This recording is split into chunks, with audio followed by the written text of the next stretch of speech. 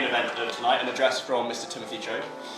Tim is a two-time North Korea escapee who's been in prison 4 times in both China and North Korea. Since escaping, he now speaks out about human rights and has spoken at the UN, Parliament, and currently serves as the co-secretary of the APPG, the All-Parliamentary Party Group on North Korea. Please join me in welcoming to the stage.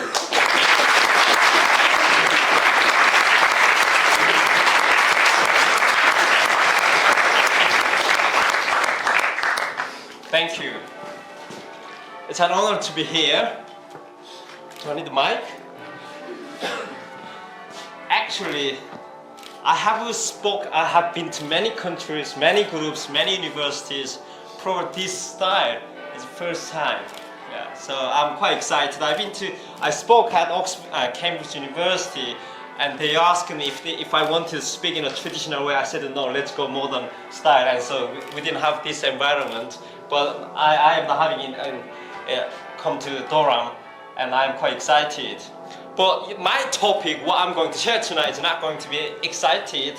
It can be a mixture of some provocations and also upsetting, and some graphical picture of which you may imagine. But I will also try to balance between what my life in the United Kingdom now, as I already kindly introduced about my background currently, and also my work as secretariat for the All-Party Parliamentary Group on North Korea. It is a group has 20 parliamentarians based in Parliament. I'm sure you have had a number of politicians, speakers in the previous, and so there is a group in Parliament focused on North Korean issues, which including sanctions and also international security posed or challenged by the DPRK. And I'm not quite sure how many of you can draw a picture of this country that I was born. We call the Hermit Kingdom, or North Korea, or DPRK. And as I can hear this church bell, which I love it, but some countries like North Korea, you'd never able to have a chance to listen to church bell, or people able to attend mass service or any kind of religions. It's completely prohibited. But here, and as we go through this, I will learn step by step what North Korea pictures look like. If I have a slide here on the screen, on the window here, I would show you one picture only. That picture of Korean map through Google satellite. As you can see, it's very dark. And some of you, I'm sure you have seen this picture of dark on Google satellite, which North Korea on top, and below the divided country of South Korea is dark, and neighboring country China and Japan, they all have light. But North Korea is the only country who does not have light. And then, yes, North Korea does not have enough electricity or power. However, at the same time, North Korean people living inside the country, exactly their life does not have light. And many of you probably, or some of you may have watched South Korean drama. You may listen to Korean what we so-called K-pop songs. But that is something you and I hear so freely. We have our mobile, and on Google, wherever you go, you can just click it, search it, listen to it. But in North Korea, if you do that, even teenagers get punished these days, because they get punishment of being sent to gulags, labor camp, or even tortured 15, 16, 14-year-olds when they caught watching such as dramas, listen to Korean songs, or anything from foreign country. This country has complete information blockade, both from inside and outside. When I talk about from outside, there is no mobile phone. I'm sure you have some friends or have seen people from other countries, including Iran or some other dictatorship countries. And these countries, I have some Iranian friends, and often we have this joke. You can speak with your family members at least, or you can see them on Zoom, or the government watching them, listen to them. But North Korea, actually you can't speak with family members. And I have family members still in North Korea, which I can't talk then I cannot see them. They have no social media, obviously, no internet. And some of you may watch something on YouTube or social media about Kim family propaganda stuff. That is all of what you can see from North Korea, or including Kim Jong-un's hairstyle. And I know it's a kind of funny joke, but it is also a tragic joke that I have to make joke about it. When I was in school, entering school, or you have a haircut, you come to school, teacher come to your hair with the ruler and measures the size of your hair. And if it gone over the standard size of hairstyle, then your parents, being summoned, come to school and ask about or make statement. And women, of course, you cannot have your free hairstyles in North Korea. They have to have long dress and standard hairstyle. It's all being told by the regime and the government. And when you think, because we live in a globalized world, things what you can see, you can read, but in North Korea you cannot literally watch, read, listen to any foreign content from outside. So that is actually under national constitution in North Korea, everything is prohibited by the Kim family. The domestic circumstances between countries, between province and cities, where you have to travel, get permission from authorities, it is requested. If anyone live from outside Pyongyang, if you want to go to Pyongyang, you have to apply for a visa. From Durham to London, you don't need to apply for a visa. Or you just get on train. These living in democratic societies. In North Korea, it is requested every step of the movement you need permission and documents or in kind of visa from authorities. And you buy a TV in North Korea, the police come to your house, they take all channels out, leave only one channel. And that one channel you have to watch the Kim family program 24/7. Then what kind of brainwashing system education in this country have? They have two types of brainwashing. First, how to give loyalty, how to learn acting, speaking, and sing of the Kim family. So they have to understand from the very young age, understanding of the Kim as a god. That's first brainwashing education. Thinking about, a lot of people say to me, well, totalitarianism, North Korea's totalitarianism, don't compare with any even political ideologies. They started with political ideologies, which I will get into deep inside the systematic persecution of this country, how it began and how it progressed and developed. But in this totalitarianism, why the brainwashing education is telling you about someone is a god, depicting he or she is a god. 24th December, not far from now on, all of us probably will sing carol, or some of if you are religious, you go to church and service, and however all of us celebrating Christmas. In North Korea, of course, you don't have Christmas. But on 24th December in North Korea, everyone has to sing. From nursery all the way to grown-up adults, where they sing, who they sing for, the first Kim's wife. His wife's birthday is 24th December. They have now, this is the third Kim Jong-un, the huge guy, and very beautiful hairstyle guy. He is a third one. So there was a first one, and who established a dictatorship of North Korea in 1948, who was appointed by Stalin, and his wife's birthday is being worshipped by entire generations of North Korean society. The second type of brainwashing education in North Korea is religious, anti-religious education. And people telling me North Korea does not have any religion. Yes, they don't. But it is not an atheist society. It is a country that has state religion itself. Who is God? Kim family is God. And this country is also interesting, which I did not know when I was in North Korea, but later I discovered this country used religious structure to build this country step by step and made Kim on top, which replaced with God. So two types of brainwashing education we're going to very deep inside, diving into, but two types, stay with me, two types of brainwashing education. One, how to brainwashing you to believe Kim is God. The other one is anti-religion. My boy is now, he's going to be 2 in January. He's not running around. Every time when I see my boy, I go back to my time in North Korea. That age, I was started and bow to Kim family picture frame. So every house in North Korea, they have Kim family picture frame hung on the wall.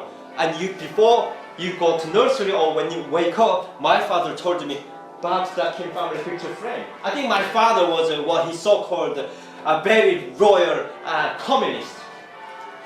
But later, and he told me something else. But my father was a high school history teacher. He was teaching history North Korean young people to produce and reproduce of these generations of brainwashed and indoctrinated. And I was surrounded by Kim family picture frame inside the house and outside the house. Outside in North Korea, a house, street, every building you go, you are still surrounded by Kim families. And statues everywhere, over 50,000 statues across the whole country. When I went to LA this year in July, I saw LA, the Hollywood, the big sign, the board.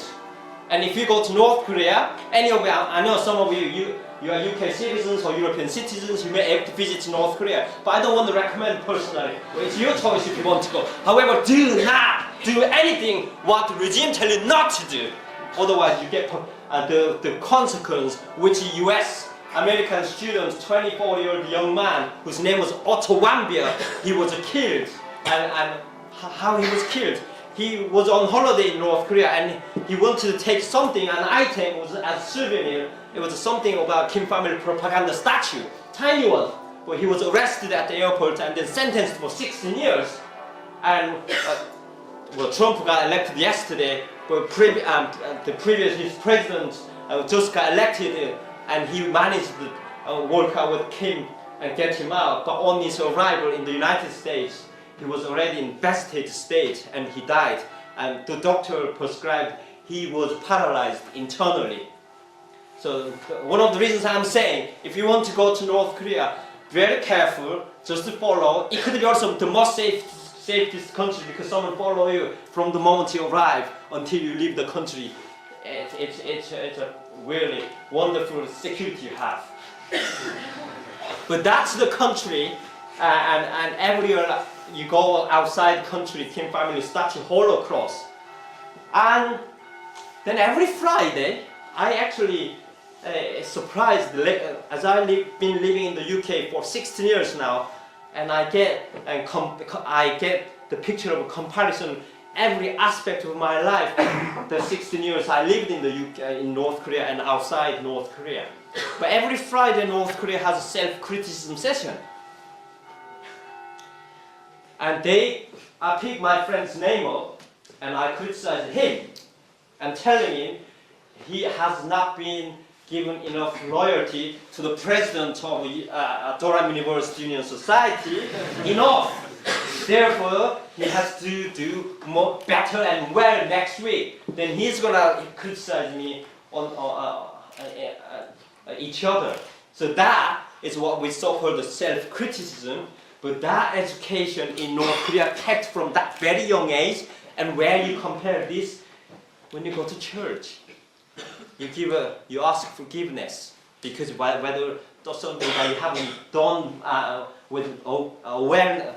You were aware of what you were doing or not. Doesn't matter. That kind of same principle and systemic perception embedded in North Korean education systems. And I thought within these brainwashing education and indoctrination in North Korea, I believed the country was the best and Kim family was my God actually. When I was 7, first Kim died, and I cried for 3 days. I did not eat well. And I genuinely believed my real grandfather died. And my God died. I asked my father in full of tears, young boy, Father, are we all going to die because our God died? And he told him, no son, he is not died. He lives in our heart forever. He's eternal leader, and we are not going to follow the second king. Yes, North Korean calendar counts from the year the first king was born. And now, they, having earlier mentioned that they have a third king, but if we go to certain place in Pyongyang, if you are foreign tourists, they will take you to a place where two kings are buried, but their bodies are kept in glass containers like Stalin or Lenin did, and they are sleeping there. They're not died. They spend huge amount of money to preserve the two kings' bodies, first and second.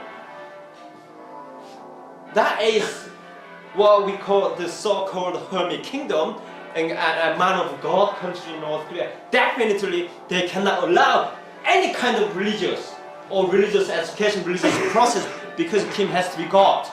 And I believed it. The reality when it came after my parents escaped to China, and so now I was going to see the real life, what was going on. Yes, I grew up within a family of two teachers, surrounded by my parents' students who often played with me. Something I still enjoy the moment of what I had, my life in North Korea, whether I recognize that was brainwashing or not. However,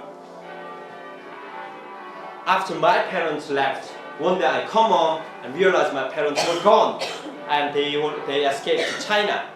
And I still remember opening the door, and the frozen wind was hitting my face. I realized my parents left. I fast ran to the train station and realized the train was gone. I sat down at the railway and cried for hours and hours, and came back home with holding my parents' clothes. Again, I cried all night. And from next day, it was reality coming. And the upside down life comes to me. I could not go to school anymore. Then I had to survive. Picking up food, sleeping in train containers, on the bridges, on the streets, at the stations.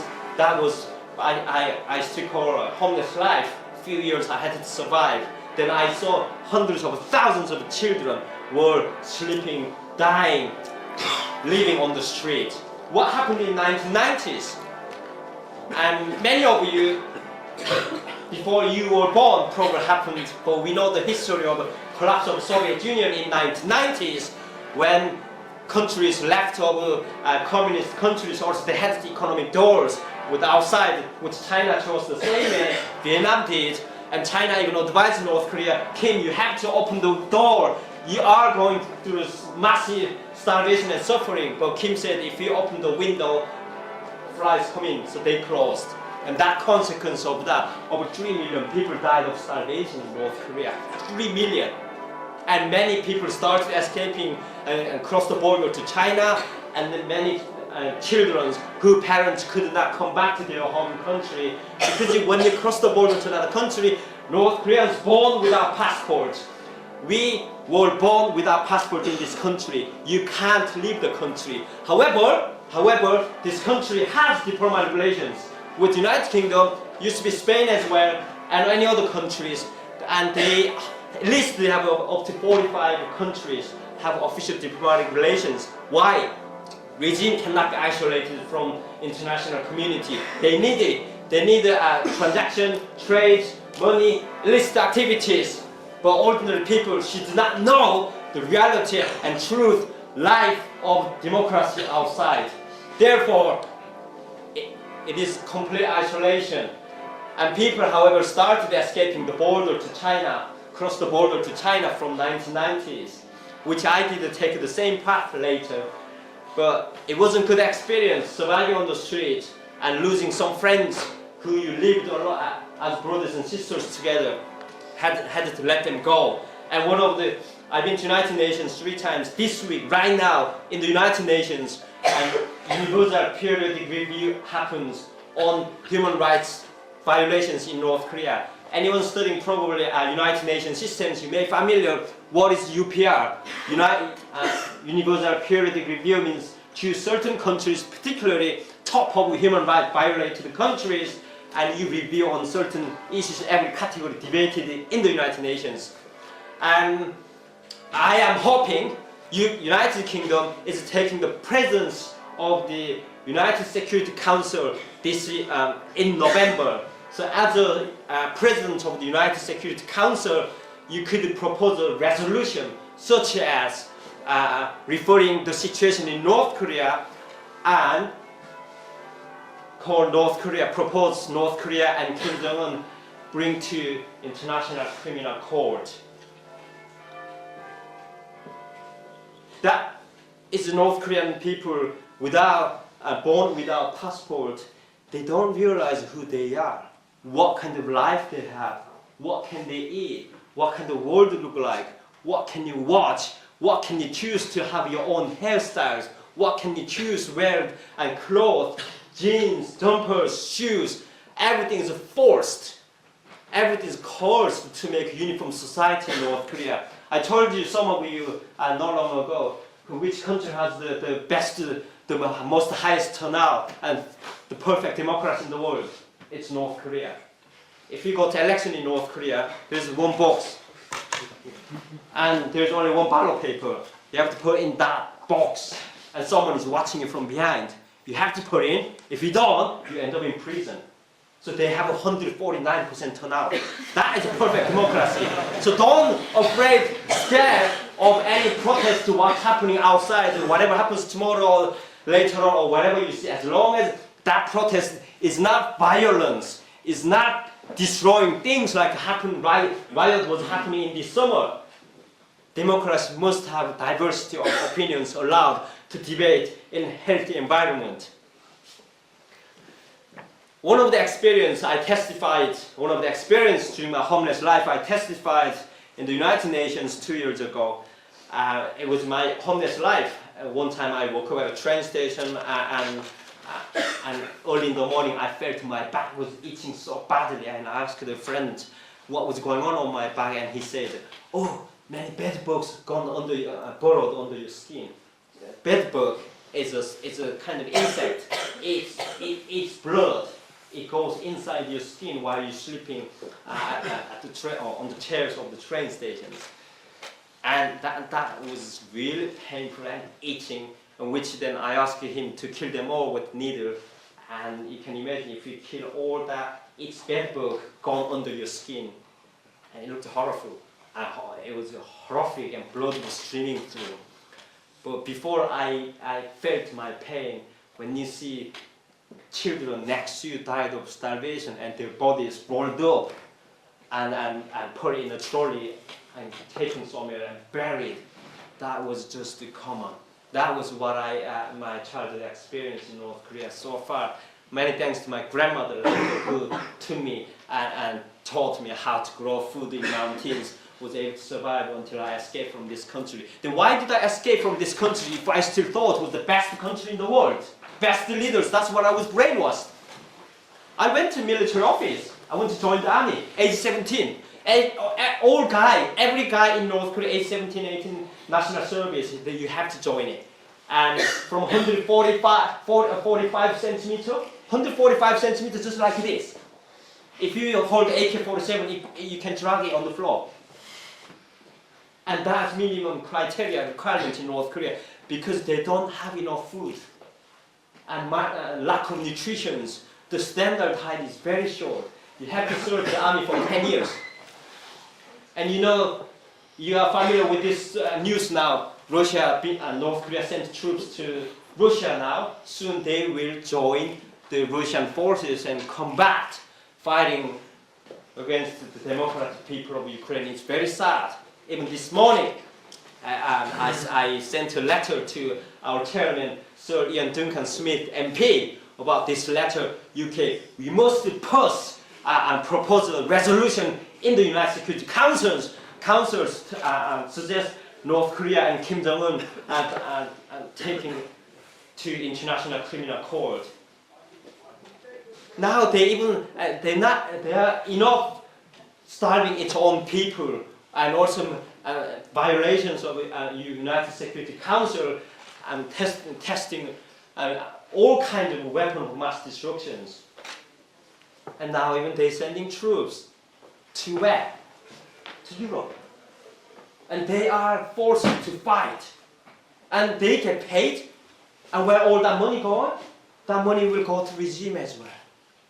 And I am hoping as many as these North Korean soldiers will give up, because they must realize this is not their fight, and give up. And I have a couple of people in my church, they're from Ukraine, and Defector, and they're Ukrainian refugees. And we talked about hands up, how to translate in Ukrainian language, and I told them how to say in Korean, and what's your rank, what's your purpose, would you like to now give up on fight? And we actually share the language together. But soon we will allocate all those countries around the Ukrainian border countries will use this welfare propaganda against North Korean soldiers. Let them not fight, because it's not their fight. And that's the army I wanted to join, which I did not know anything about still that time. But the military officer told me, no, you can't join the army, because your father betrayed this country. I was called son of betrayers. And so I was belonging to enemy class in North Korea. What is enemy class? What is hostile class? They built this country upon Karl Marx's Communist Manifesto. And they said that country has to be a classless society. Everyone has to be equal, wearing same shoes, same pants, same shoes, same jeans, and eat the same food. No. You can't ever have a society force everyone to do that unless AK-47 comes on your head. That's the only way you can do that. That's why North Korea has eventually ending up in this way. And they have classification systems, its own versions. Ruling class, middle section class, and hostile class. About 30% of the total 25 million people belong to the enemy class, which I was belonging there, which I couldn't go to school from age 10. It's a North Korea's apartheid systems. And I told them, well, I will work hard to pay back my father's crime. I didn't even know what my father's crime was. The only crime was he escaped to China. And they said, no. Where can I go? And they told him, go to coal mine. And in Durham, you have many coal mines, isn't it? I mean, they don't operate anymore, isn't it? In North Korea, there are coal mines, and specifically sent those children of enemy class. And the coal mines don't have enough health and safety. You have to crawl into the cave and dig coals out. Often the mines collapsed. If you have enough coals, they might have enough electricity. But having earlier mentioned on Google satellite, the darkest map on the on Google satellite, because they don't have enough electric power, because their power station cannot be operated without coal. I realized, wow, if I married in this country, have my own children, my children would be born with that crime tag. And they would have been discriminated and persecuted entire their life, and they would blame me the same way I was crying for, blamed my own parents, who I hated a lot, which took me 4 years in healing process of that since I arrived in the UK. I decided to escape. I didn't know anything what was going on outside. All I knew, you can cross the border to China, whether you can swim or walk, but many people have been killed during their escape. And that border it's called Tuman River, but North Korean we called Blood River, because many people. We only got 34,000 North Korean escapees, thankfully, and settled in democratic countries, including in the UK, only have a few hundred. And the first escaping the border to China, I managed and walked with 4 other strange people, and we arrived in China safely. And now we split up, And I took my own way and I walked hundreds of miles until I arrived at a city, a border city. And the first thing I did, I had to go to market. It was from my instinct of homeless life. If I go to market, I may be able to beg food. But as soon as I arrived this market, I got shocked because I saw colorful lights spinning around. And it was my first opportunity to see people were having different hairstyles. Eventually, in fact, look at around this, you all have different hairstyles. That is the basic human rights. What clothes to wear, what shoes you want to choose, what hair you want to have. And I saw that young people wearing dress, shoes, hairs. I couldn't close my mouth. And I was able to feel the most delicious food on the market. It was about 18 years ago. China was still a developing country. China is still communist dictatorship country, politically oppressing a lot of people who don't agree with the current government. But economic and economic freedom and environment of that, at least they don't have story of starvation. And it was the right choice China made opening the door with outside of Vietnam did. Under Stalin, Soviet communist, the Soviet countries had how many? Millions of starvation too. And I was thinking, wow, until age 17, what did I learn about North Korea? And I was so frustrating, angry with what I was brainwashing in North Korea. And China is not safe for us. We often get arrested and sent back to North Korea because we do not have a passport. They call us illegal migrants, but we're not actually migrants. North Koreans, economically, politically, socially, culturally, in every category of persecution we have a tick box. We can claim asylum the country we arrive, but we don't get that opportunity in China. Suddenly, hopefully, the Chinese government will change their mind to do that, or let us North Korean refugees to go to South Korea. When you go to South Korea gives citizenship. They have a Korean unification policy, still have in the constitution. And so I went to Mongolian border and took on train 2 days, eventually arrived at Manchuria city, which I never been there. I arrived there and I met 17 North Korean escapees and whole family of 7 people, grandmother, children, grandchildren, and all together composed a group 17 of us, and our plan was to cross the border into Mongolia and to be arrested by Mongolian soldiers. Then they would send us to South Korean embassy. Then South Korean government would pay ransom for us. So therefore, we could eventually go to South Korea or other democratic countries. That was our plan, but it didn't go well. We were arrested at the border by Chinese soldiers. They were shooting in our way, and children 4 and 6, they were screaming and crying on the field, desert. I still remember the tears and the scream of these little children. And there were 2 ladies in our group, and they took out something from their backpack, and buried it in the sand. I didn't know what it was. And I asked her later what was that, and she said it was a Bible. If you go back to North Korea with any religious materials, you would be chopped, you would be smashed or killed. After a few weeks in a city prison and on the bus and 3 days journey all the way, go back to North Korean border, and eventually we were sent back to North Korea. That was the other reality of atrocities I experiencing now in North Korea. Ended up in a prison. This part would be a little bit upsetting news maybe, but I will not go too much in details.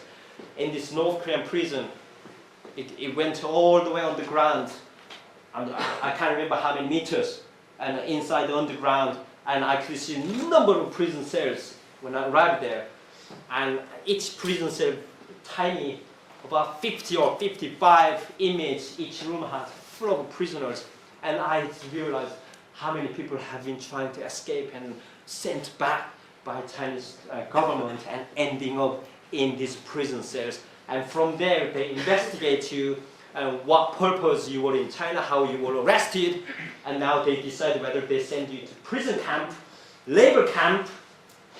Labor camp, you serve a few years, you may be able to get out. However, often people die because of illness and malnutrition. And when you send to prison camp, you can't come out. And that is the prison where the same prison as Hitler had or Stalin had. In my cell, tiny room, about this size, about over 50 inmates, we didn't have enough space. Toilet was just next to us.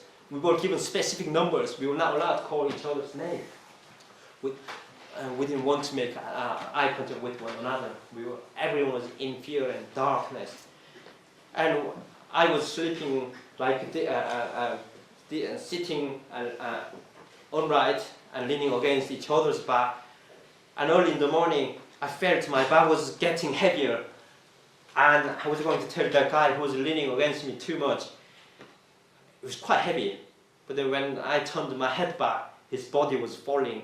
And he actually died while he was leaning against my back. So if someone died leaning against you, it's like rock. It feels like rock. Whole weight goes in. And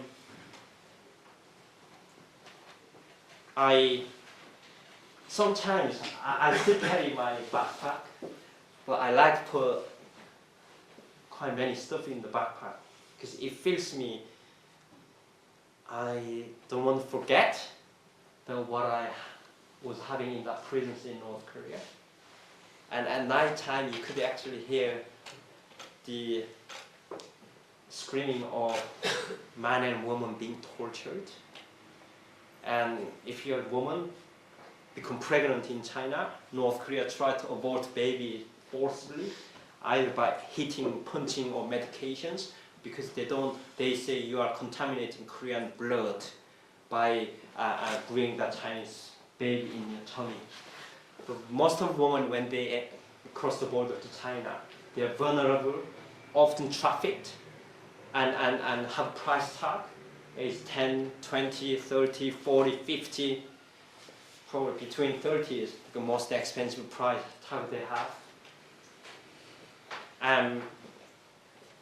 It is one of the areas I have been fighting and raising my voice and continually, tirelessly. The woman issues because no one talks about.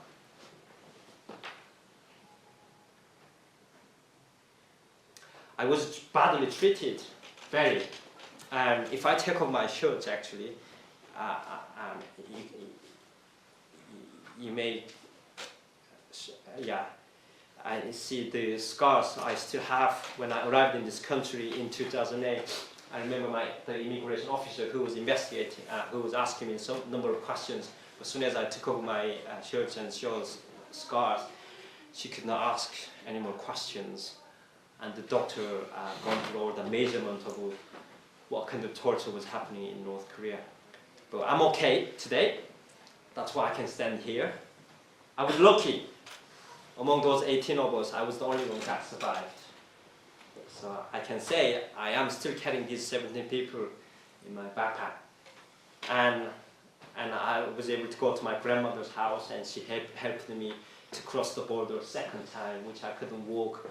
One lady from my village, she had to assist me all the way to cross the border to China. Second time come to China, I was far more scared, far more careful, traumatized. So I was staying in a village, being treated for a month, and then continue to make my journey ahead until you find a safe place where you can settle down. Eventually you have to leave China. There are ways you can choose, either cross border into other countries, Southeast Asian countries, or you risk your life, cross the fence of foreign embassies in China. Once you get in that foreign soil, that's foreign countries where they can help you. So I chose this time to go to American school in Shanghai because that school is a foreign soil which they could help us. I met again 8 North Korean women refugees, and 9 of us, we went to Shanghai and we climbed over the fence of the school and we went inside. We had a paper, we had one paper called "We're North Korean refugee, please help us." And all school kids, international school children, they came and with shocking face, what was going on? Because we were, of course, we were not holding any weapons. We were just ordinary refugees. But there was 11-year-old girl, and I was 17, looked like teenagers, and these children standing there and watching us with curiosity.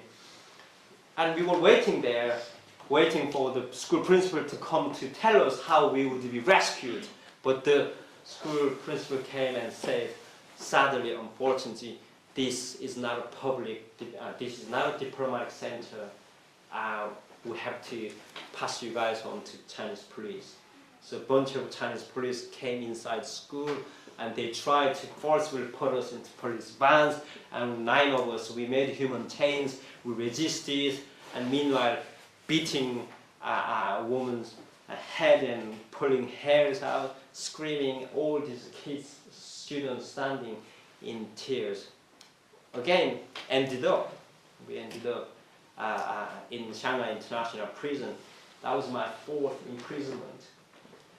I have experienced 3 prisons in China, but each prison in China where I went, it has different story of persecution firsthand.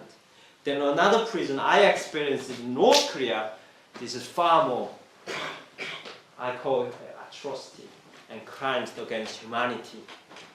And in Shanghai, now I was crying because they said I would be sent back to North Korea a 2nd time, and I would be executed if I sent back to North Korea this time.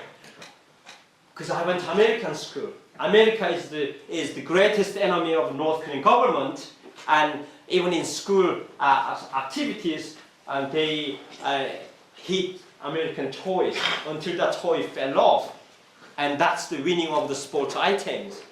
North Korea give you education of how to hate one another instead of love and care for others. And in this prison, while I was imagining I would be executed and cry every night, and meanwhile I had 7 inmates, and one of them was a South Korean gangster, but all of them from different countries. And I was a 17-year-old man representing North Korea, and there was a South Korean guy who was a gangster. He looked quite scary and creepy. He had this short hair, massive Muslim tattoos. I didn't want him to come near even, because that much I was scared of him. But we speak the same language, and he came and asked me, "Timothy, why are you crying every night?" And we are all curious about what's happening, why you are here, you're from North Korea. First time they see someone from North Korea. And I explained to them what would happen if I sent back to North Korea 2nd time. And, very strange guy, you know what he said to me? "If you want to leave, perhaps you could pray to God for your survival." And I thought, what a crazy gangster I ever met. I never knew what God was except from King family. But that moment when he said to me, "Pray to God," and I thought maybe there could be a different God. So when I decided to pray to God for my survival, I didn't know how to pray. And I asked the gangster how they pray, and he said, "You say anything what you want, and say Amen at the end of it." That's how he taught me how to pray. Right, I prayed first time in my life. What I prayed, "God, I don't want to be killed, Amen." That was first I ever prayed in my life. And I prayed many times, because I was hoping that way I could survive.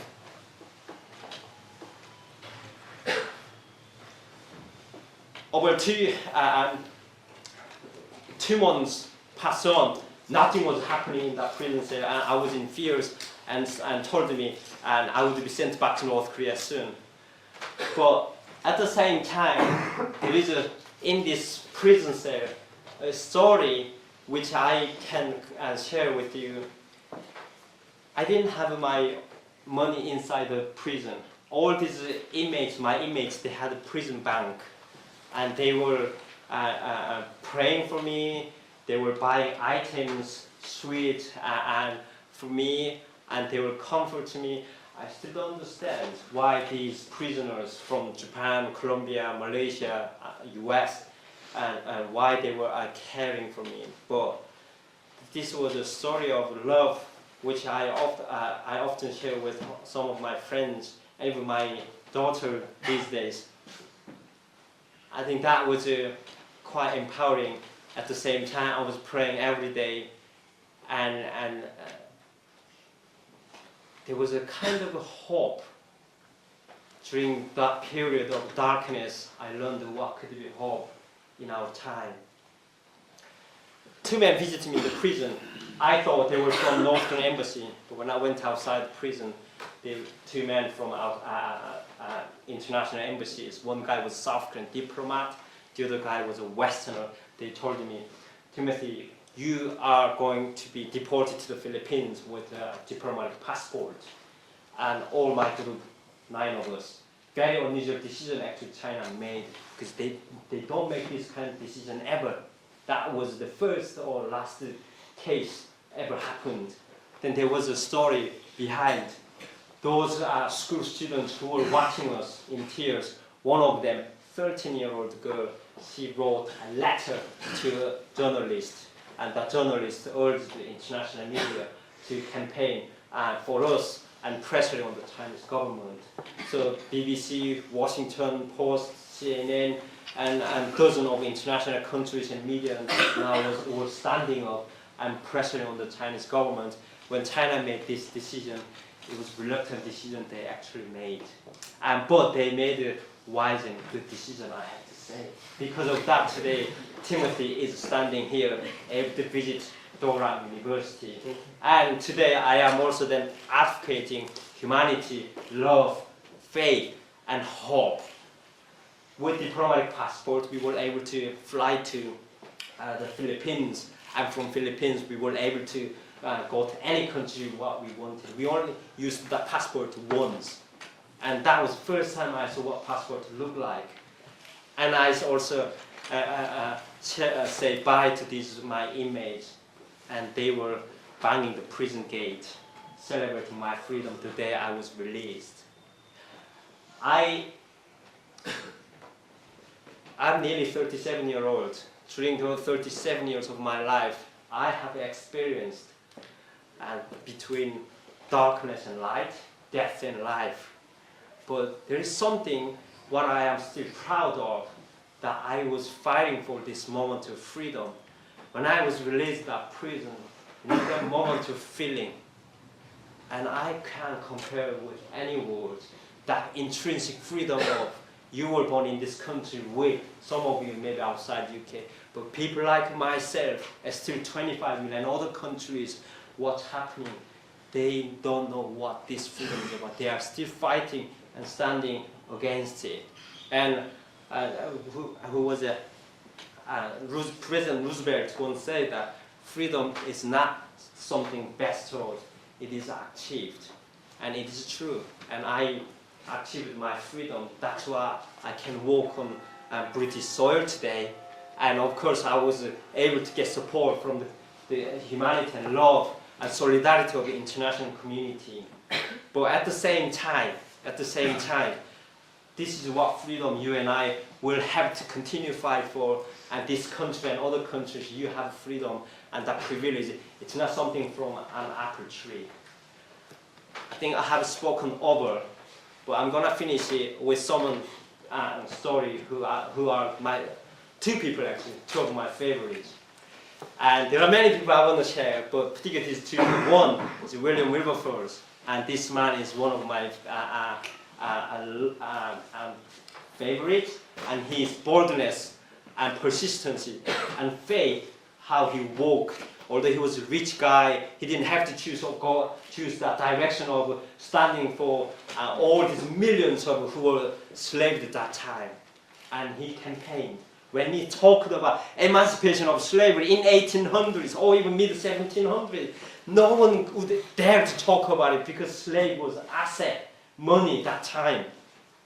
And people said, crazy guy, don't talk about that again, throwing bottles.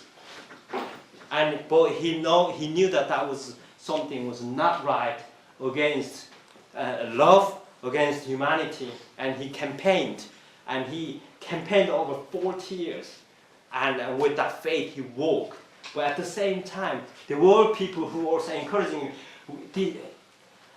this country also needed a radical revolution of overthrowing, otherwise we cannot free millions of slaves. But William did not choose the radical way. Within the country and identity, what it was called that England walked in the same direction, but at the same time was able to campaign and passing that legislation in 1833. And his funeral went, national funeral. And 3 years after 1836, American US government passed the emancipation of slavery legislation. And the other guy, Dietrich Bonhoeffer, some of you, if you're not religious, you may not familiar. Dietrich Bonhoeffer was a pastor, young man, only about 30 years old, 30 little over, but he stood. German citizen, he could save his life if he cooperated with Hitler, but he stood against Hitler's persecution of millions of Jewish people. What was happening there, and what he said before he died in prison, he said, a young man, he was killed, but he said that silence in the face of evil is itself evil. Silence in the face of evil is itself evil. God will not hold us guiltless. Not to speak is to speak. Not to act is to act. He said that 79 years ago. 79 years after today, we still have regimes of such as North Korea. And there are more other countries, persecution, crimes against humanity, torture, execution. In North Korean prison camp, if we end up there, man and woman section separate, children taken all together into that prison camp. And man come back from work, woman has to go to work. And children learn how to throw stones at their parents. That is what the education in that prison camp. The kids have to be ready how to kill their own parents. That is a prison camp. Their life anytime can be executed. How do they do that execution? I have this crimes against humanity UN inquiry commission of report human rights violations in North Korea. March 10th anniversary this year. It has many recommendations. You can find this report on Google. And it said, North Korea, if we had a Holocaust in the 20th century, the 21st century Holocaust is happening in North Korea because door is not open to this country, because the most isolated, closed country in the world, we cannot see behind the window, but there are atrocities going on. When they're executing people, 3 men standing about 50 yards away and having AK-47, 3 bullets each person and shooting at that man tied up on the post. And first 3 bullets go into eyes, second 3 bullets go into belly, third into knees, for body force into hope, prepared, rapid execution is done. Could have said millions of cases of public execution happened. We only have pinpointed through Google satellites only thousands, which testified by North Korean escapees, including me. But that doesn't mean that regime will be there forever. And I have seen hope in darkness. And I have seen how significant freedom you and I can walk, choose what you want to wear, what you want to worship. That is what our basic human rights. And I came here not only to share my own story of escaping, but I came here to encourage you to think of a better UK, better European countries, and better world. We must, you particularly, you are very intellectual and young, smart guys. Most of you even went to grammar schools, I heard. Yes? I couldn't go to grammar school. When you were in grammar school, I learned how to survive on the street. And I learned how to pick food from the floor. And I learned how painful it was. I couldn't go to school, watching other kids attending school from school gate. And I was still able to have opportunities when I arrived in this country. UK is one of the finest democracies. Not perfect country. Every democracy is not perfect. But this country and other democratic constitution, we provide a platform of opportunities where you can attend school, learn, and later when you finish your school, college, you choose your own directions. But use your gift to whatever you have in your heart. Become lawyers, economists, scientists, politicians. The world, the future is in your hands. And let's stand together. As I said, not to speak is to speak. Not to act is to act. God bless you all. Thank you.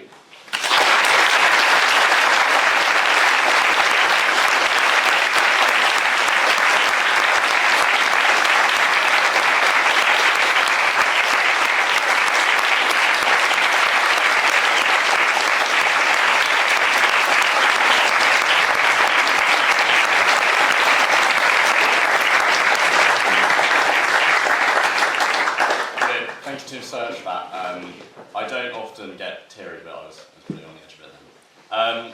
So I'm just going to ask you a couple of questions, if that's all right. I'm cognizant of the time, and I want to open it up to as many questions as possible. So, just to start off with, you talked about light and darkness, hope in darkness, and you also talked about love quite a lot. And I don't think any of us can properly comprehend that the experiences that you've gone through, especially in prison, and the things that were done to you. In North Korea, you're taught to hate people, hate Americans, hate the West. So how does that change your concept of love? When I first arrived in the UK, I thought I didn't have to worry about anything anymore. It was the best world now. Freedom I had. But I was now going through trauma, anger, and hatred. Often the picture of a man who was beating me, torturing, and often you could see even the man who was executed, although you can't see what his eyes, because eyes was covered. But I've been in the UK over 16 years. I still visualize the picture of a man who was executed. And I can still, time to time, in my dream, kids were sitting next to me on the street or begging food. But while I was going through this suffering, and I even asked many times, God, are you really existing in this world? And why you are not in North Korea then? Why you are only in Western countries? Why you are not in all persecuted countries? How many times I raised these questions and cried out, and whenever I was upset, whenever I was going through this darkness. But then there was a point where I was going to reflect while in this healing process. Reflection of going back to where I shared food with these homeless children. We were strangers, but we shared with even one piece of bread shared together. Or lying down on the floor, if you starve for 5 days, you actually can't feel anything. And you just lie down, you're waiting for death to die. But that moment of someone passing by and drop of a piece of bread into your hand, I still think of that person, who that person was. And that encouraged me until today. I go to street, meet with homeless people time to time, and I buy coffee and bread from Greg. That's all I can do. I cannot give them money. I'm a poor activist. But there was a time where these people and my grandmother, she could also left me while my parents left me. But she took care of me. And when I was during my first escape, these 17 people, we cried together, although I'm the only one got out from this country, from that prison. Or the lady who rescued her life, helping me to cross the Tuman River or Blood River. Or in that Shanghai prison cell, these 7 men and who I didn't know at all, but they were standing and shoulder to shoulder and praying and took care of me. Or 13-year-old girl, who knew that little girl, what that little age person could have done an act of love. Or diplomats, when I then came to this country, I had nothing. Today, I can wear this watch, wear black shoes, wear even suit. It's all come from you. The humanity and the community. And this country, when I arrived here, the community was there, church was there, and a country was come to offering, encouraging me, which I was then able to go to school, and I studied the 2 degrees in politics, and I worked in Parliament from 2018. I have come very far, I have to say. And sometimes I do have to pinch myself whether if I am not live in a dream. But it is a real life. And our history always have steps of that moment as well. There were also people like me and others in the past who have gone through darkness and suffering, yet the resilience of that suffering could not destroy it, but it actually reversed in a different way, character, hope, faith. And let me share my personal story with you. I hated my parents a lot. I mean, you can imagine. And I had a lot of trauma. One of them was I didn't like my birthday. How many times I screamed and said to my parents, why did you bring me to this world and had to go through? Every New Year day, I cried and cried. And that later became hatred and anger. But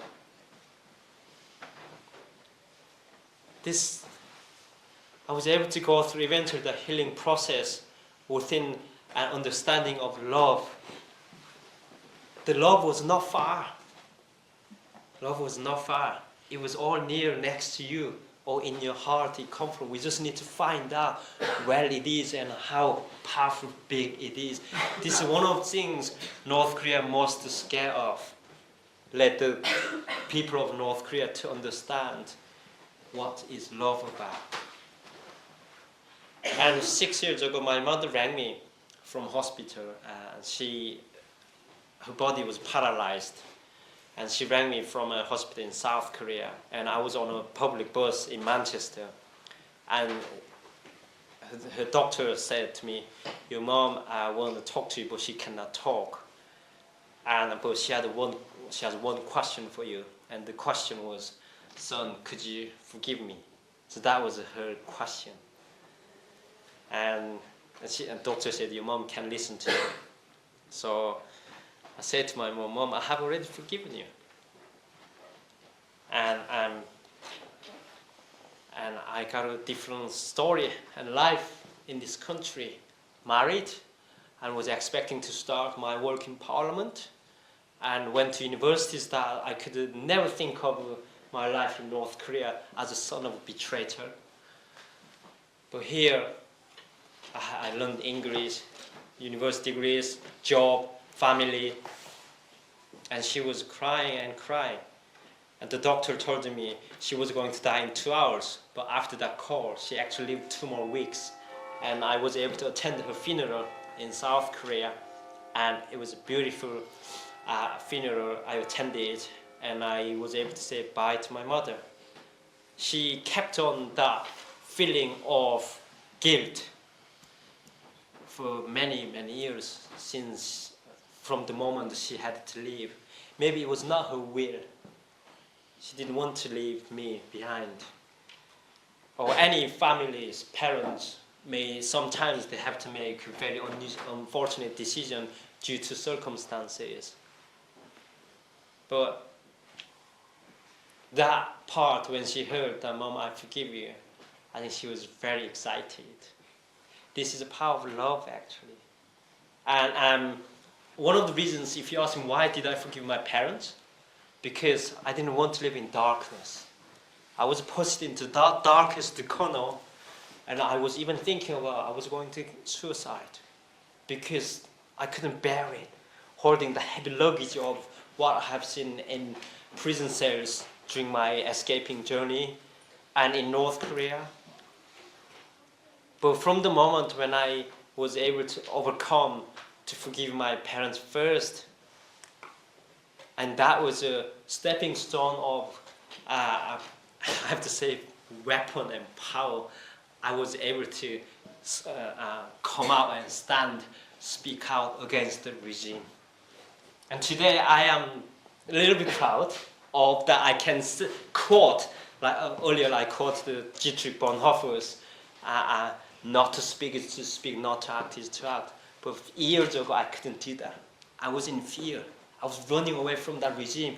I had feeling tiger was falling from my back of the head.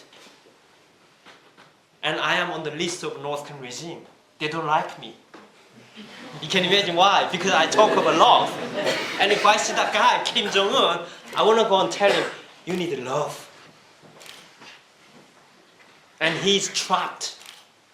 When someone is in fear, you become brutal yourself. This guy, when he arrested his uncle a few years ago in the middle of the conference, and he executed him by machine gun and fed the bodies split on the floor, fed these bodies to dog. And along with him, they arrested 10,000 people, cousins, families, and cousins of families and friends, all the connections they had. They arrested them and sent them to prison camp. And then he arrested and he assassinated his half-brother. Where? In Malaysia, in the broad daylight. How they do that? How they did the assassinating his half-brother by what is a chemical weapon spray on his face. And his half-brother died in half an hour. They have tons of chemical and biological weapons. But that doesn't, that's not enough. It's not enough. And I have seen far more powerful. It is you and I. And far more powerful when we declare love can overcome all this even nuclear power. And I know Putin and Kim Jong-un will eventually lose that war in Ukraine. Because people of Ukraine, they have a heart. They love their freedom. Sorry, the question went on. I'm actually going to open it up to the floor now. So I want to fit as many questions as possible. We've got a lot of questions. Tim, should we do kind of 1 2-minute answers? Yeah. Good. Yeah, just do it. My name is Nish, I'm from College, and you briefly mentioned North Korea sending troops to Russia. I'm just curious, what do you make of Russia's growing influence on North Korea as a whole, and like future stability of North Korea and the whole peninsula as a whole? So it's quite concerned. It is concerning that North Korean troops in Russia at the moment. But what they want from this North Korea, probably, and you may read in newspaper or other articles, they definitely want something more nuclear technology. North Korea won't have as many as minimum nuclear weapons or mini artillery rocket missiles, even the same size as pen. But they want to equip nuclear inside. But they don't have that technology. So recently they tested the ICBM. It gone very far. It can even reach all the way to the United States today.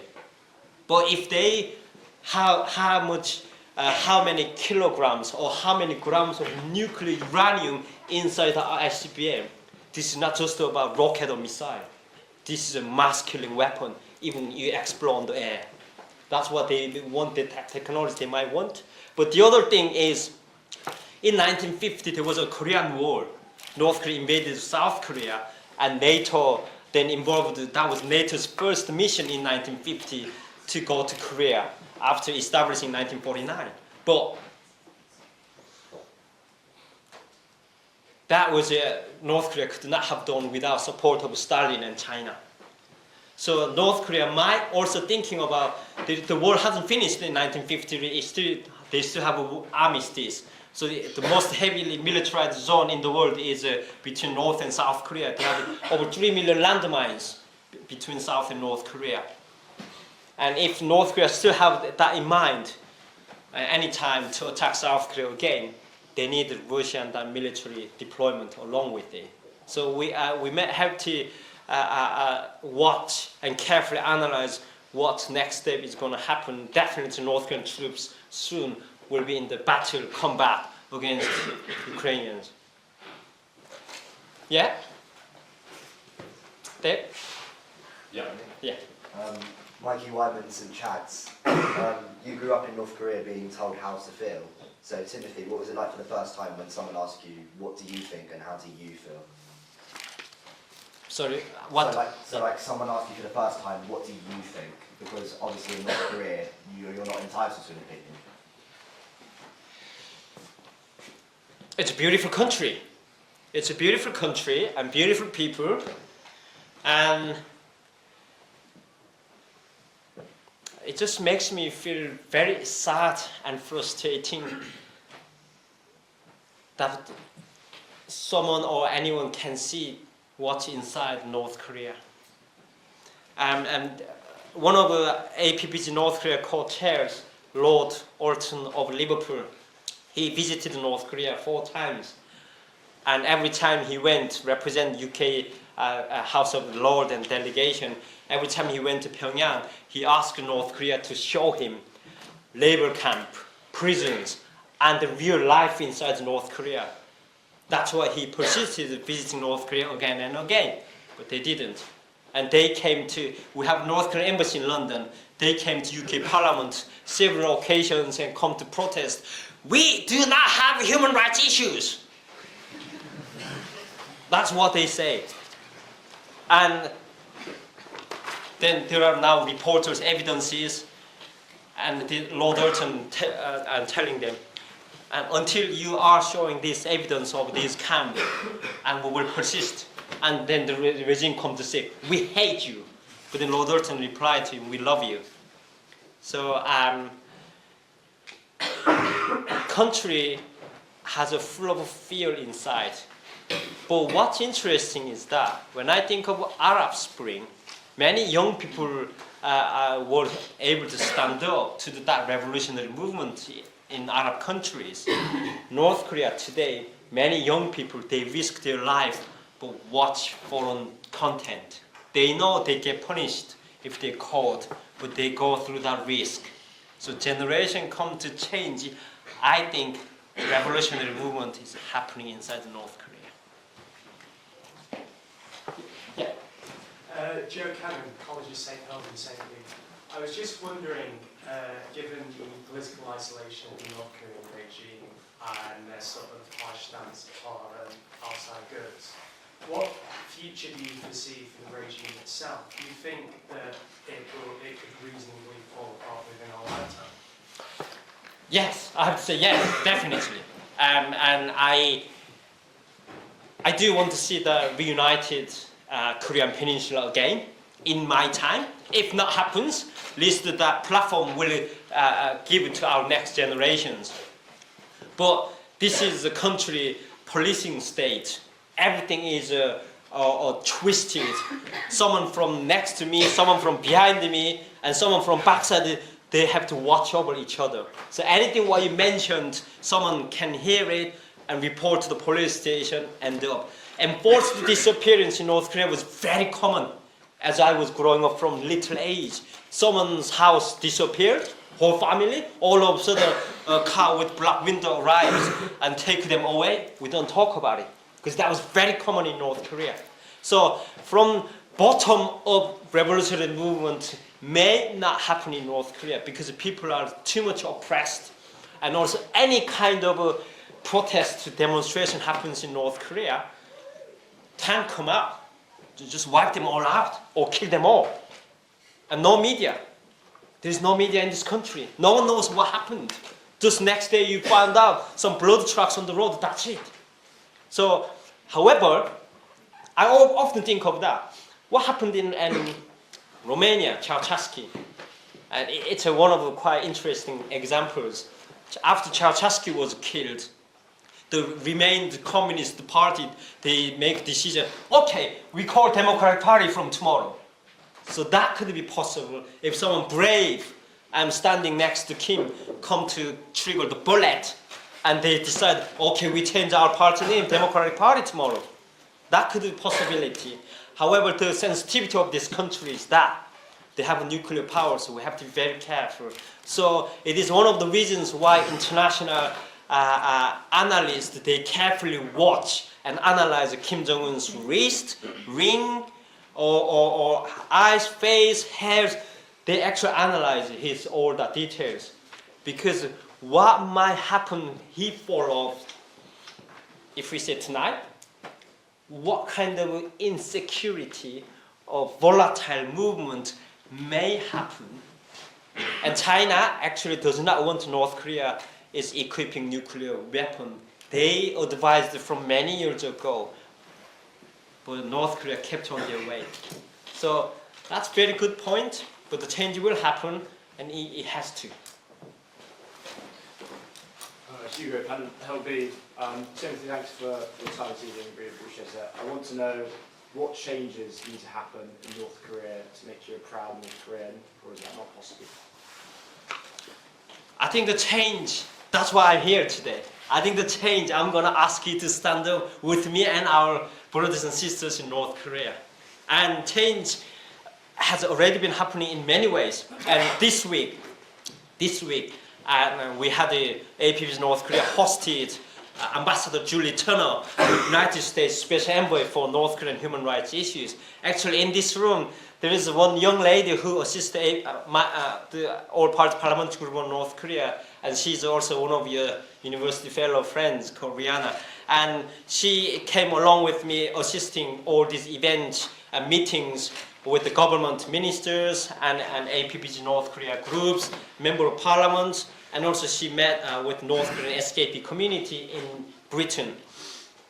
And it was somehow our discussion was quite urgent. And of course it's about international security involvement and what's happening in Ukraine, and also ICBM, more weapon and test has been happening, and how far North Korea will challenge it. And US election just happened last night. Let's hope President Trump will make some stir up. I don't know which way he will stir up. A number of North Korean escapees cried in 2018 when Trump met Kim Jong-un. Why? Because Trump said, indicating Kim Jong-un how capable young man, good leader, leading the country. No, he's not leading, he's killing people. And that traumatized some of North Korean escapees actually. The gesture of taking him out from that Hermit kingdom in the darkest system, that's a step of move, take him out. If he moved 1, 2, 3 steps, he couldn't go back. But what President Trump years ago tried only made him one step move, and all international coverage made them quite, broad romance story. But it may not gonna happen this time. Let's see. Yes. Yeah. So I wanted to ask you. You said you were not noticed at the age of 7. So were you able to learn how to write and read? And if not, when you had your kid, and was it hard to actually, instead of the question, how was to going from the organized North Korean society to like a different type of society, like the UK society? So how hard was it to integrate into society in the rest of the world? Yeah, that's a very good point.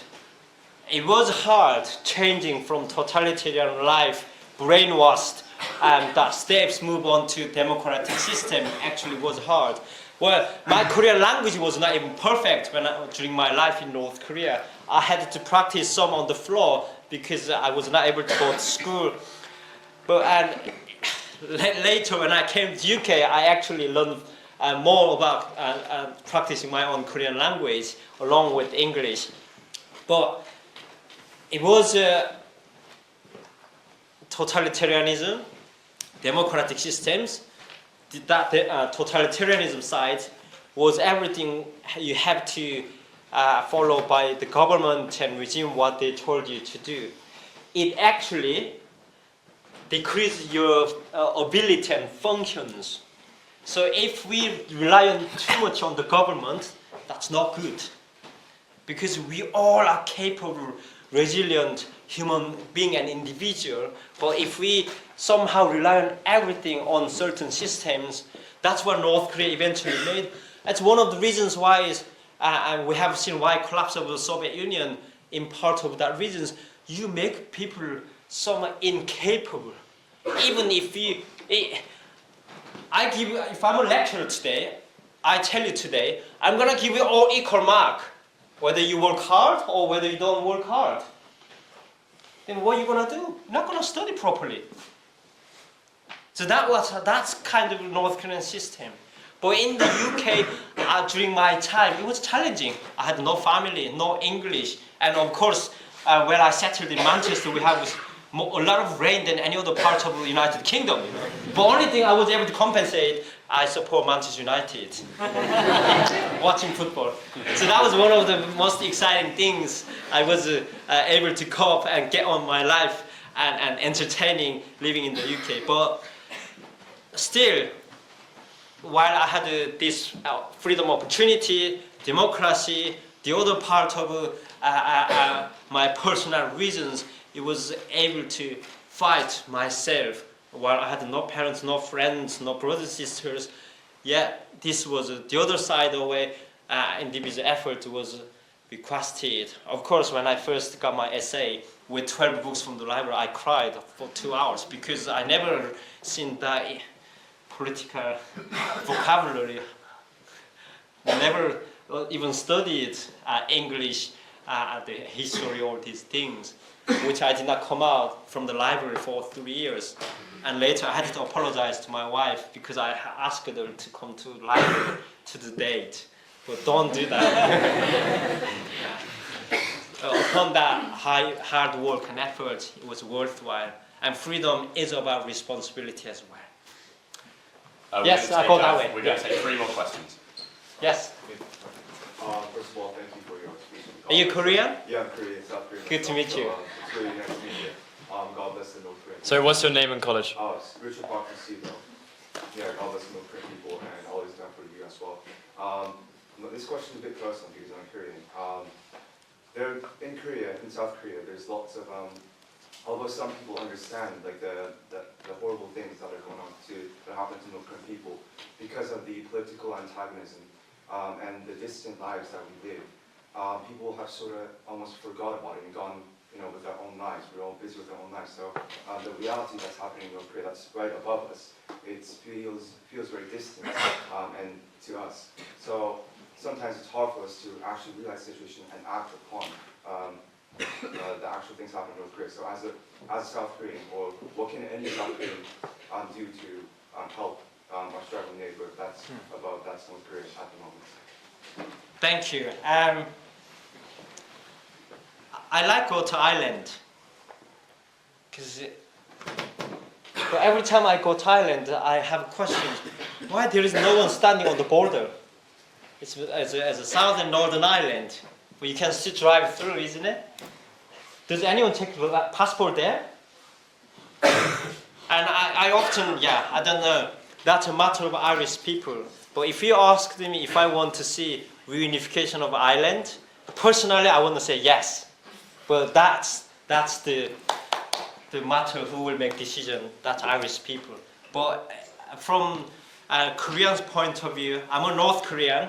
I was born in North Korea, and the gentleman who just raised the question, he was born in South Korea. We have a long history of same Korean culture, traditions, food, a lot, except for past 76 years.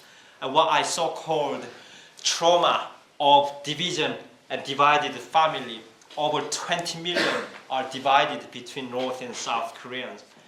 And even my grandfather was born in South Korea. It was sad that eventually he ended up in North Korea, who he had 7 brothers and 7 children. One of them was my father.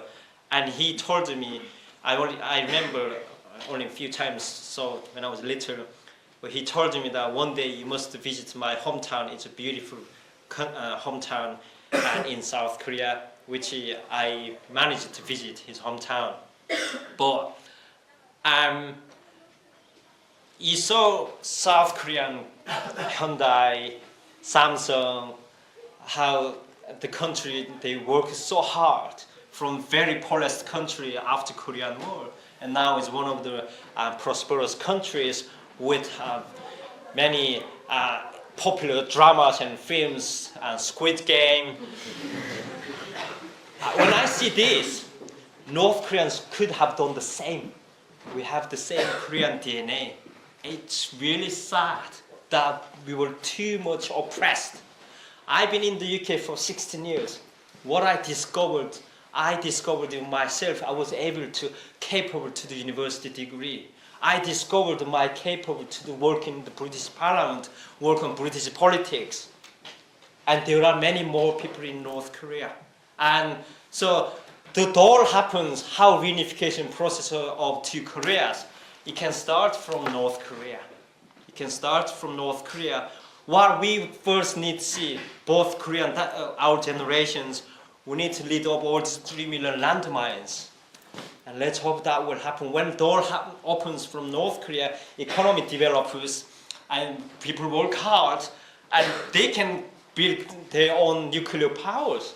The nuclear power can be exchanged with food and money, develop its own economy, jobs, infrastructure. And I'm actually excited to think about when this happens, when I'm able to go back to North Korea. And that reunification may, if it not happens in our time soon, at least we can give that bridge platform to our following generations. But I'm sure we still share same kimchi and same food and same national anthem in many ways. So thank you for raising questions. Tim, just in the interest of time, this is going to be the last question. Sorry, this is the last question. Do you want to choose? Have we got a woman over there? I'm glad. Thank you. Hannah Zukovich, Trevelyan College. You talked a lot about faith and about how God has moved in your life, and I'm just curious about how your relationship with God has continued to grow and how God has continued to move in your life. Finally, thank you. Someone has asked me about my faith. Yeah, and I can say that I am a Christian, and that we have a freedom of religion in this country and democratic country, and persecution of Christian faith, Muslim, or any kind of religion, that should not have happened. But my Christian faith, I have to say, it has helped me in many ways, and particularly, and when I was referring about to forgive and love, care for others, that compassionate heart. And I saw some of these missionaries when I first crossed the border to China. I had questions, why they came to me, why they will come to help me. I mean, of course, it's not only Christian missionaries. There are also human rights activists and other people, even without religion, they come to help you. But the fundamental, the compassionate heart comes from its love. And that love is a very powerful weapon, actually. And I read, this is a love why particularly, and the Bible and other religious materials, there's so much talk about this. This is one of the things why North Korea is really scared of that. Once you know you love how much it's capable, it overthrows. Kim family, I can say that word from Christian roots. So Kim Il-sung, first Kim's mother, she was baptized by Billy Graham, father-in-law. Billy Graham, father-in-law, was a Christian missionary in Korea. They built hospitals, schools, and they were teaching English, even Korean royal family. And this was why Kim was able to use religious doctrine to build this kind of darkest empire, North Korea itself. And yeah, I was able to going through, learn and more and deeply during my suffering and darkest time, and equipping the love, humanity, compassionate heart, and which I continue to work with my faith, and it helps me whenever I look people, children, women who are in vulnerable circumstances, the heart approach there. Thank you all.